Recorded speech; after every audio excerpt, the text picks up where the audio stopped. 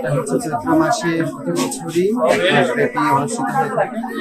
আর আমাদের কাছ থেকে এটা শিখছেন যে শিব পার্বতী এবং আমাদের যে ধর্মীয় একটা কালচার আছে মিল, সেই মিলটাকে আমরা উপস্থাপন করছি এবং মহাদেবের নামে আমরা হীরা করছি। এবং আমার ক্যারেক্টারটা হচ্ছে যে আমি একজন নর্তকী স্বর্গের। আশা করছি আমাদের দলে আছে দুর্গা সরস্বতী কার্তিক গণেশ, সাজু আছে, কিন্তু আমরা আমাদের এই অনুষ্ঠানটা আমরা চৈত্র মাস আসলেই করি। এটাকে বলা হয় আমাদের চৈত্র সংক্রান্তি। আমাদের চৈত্র সংক্রান্তি শেষ হবে আপনার চৈত্র মাসের 30 তারিখে। আমরা মহাদেব পূজার মাধ্যমে আমাদের চৈত্র মাসে এই পূজা আমরা সমাপ্ত করবো। এইটুকু। চৈত্রের শেষান্তে আমরা দিন পূজা করে সবে ঘরে ঢুকি। আর আমি হচ্ছি মহাদেব, দুর্গা, শিব, পার্বতী এবং কালী সহকারে সকল মানুষ অংশগ্রহণ করি।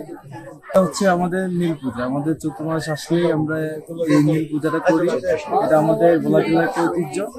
এই ঐতিহ্য রক্ষার্থে আমরা নীল পূজাটা করা হয়।